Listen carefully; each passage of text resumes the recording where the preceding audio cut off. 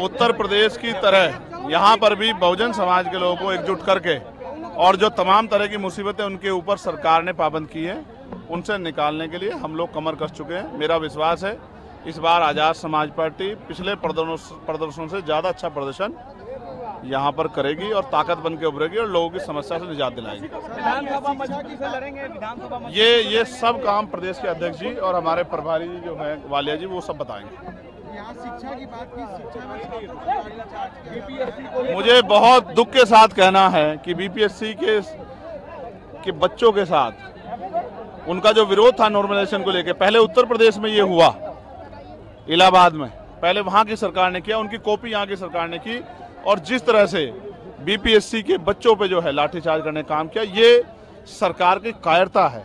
वो नौजवान को तोड़कर, नौजवान को डरा के प्रदेश नहीं आगे बढ़ा सकता। नौजवान प्रदेश की रीढ़ है। इसी नौजवान को इस प्रदेश का भविष्य बनकर कल जो है इस प्रदेश की सेवा करनी है। उस बीपीएससी के बच्चे को, उस अभ्यर्थी को पीटकर सरकार ने अपराध किया है। मैं ऐसी निकम्मी सरकार की आलोचना करता हूँ। बिहार में एनडीए और महागठबंधन है, कैसे इन दोनों के समीकरण को आप लोग तोड़ पाएंगे? इनका गठबंधन कितना ताकतवर है ये आप बेहतर जानते हैं। हमें जनता के साथ गठबंधन करना है और जनता की ताकत से हमें इनको हराना है। ममता जी ने कहा है कि मैं इंडिया ब्लॉक को लीड कर सकती हूँ अगर कांग्रेस नहीं लीड कर रहा है। एमपी आप ये उनके घर का मामला, मैं उस पर कुछ कहना चाहता।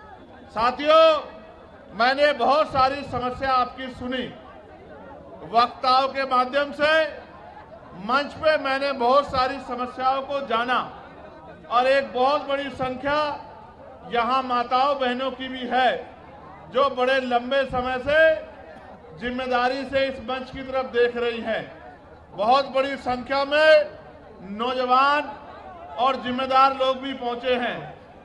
हालांकि आप भी जानते हैं कि पहले ये रैली 1 तारीख को होनी थी, लेकिन प्रशासन और सरकार द्वारा परमिशन नहीं दी गई और 1 तारीख के कार्यक्रम को आगे बढ़ा के 8 तारीख को करना पड़ा।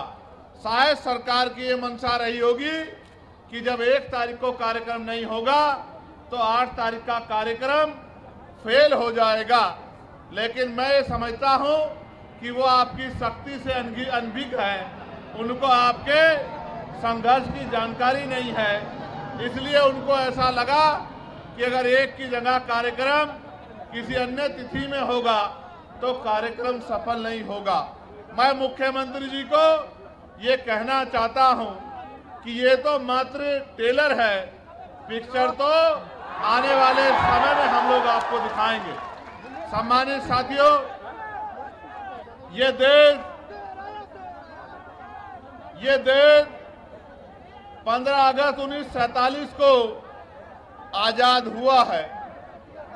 14 अगस्त 1947 को हम लोग इस देश में ब्रिटिश हुकूमत के अधीन थे।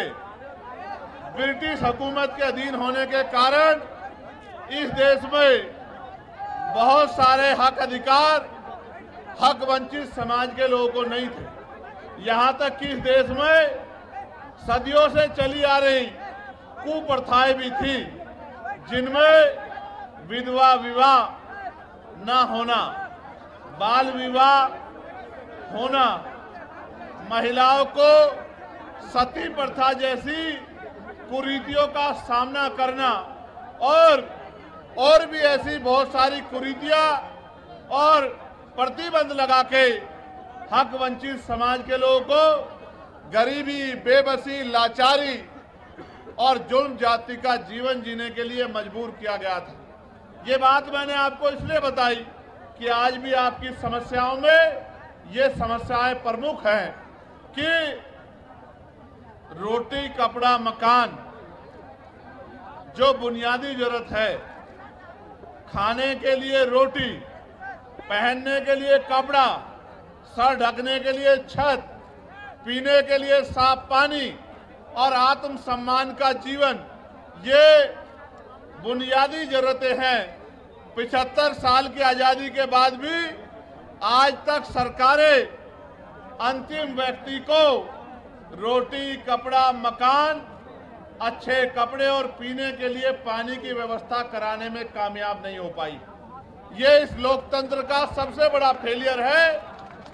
जो काम आजादी के 10 सालों के अंदर हो जाना चाहिए था, वो काम आजादी के 75 सालों के बाद भी नहीं हुआ है।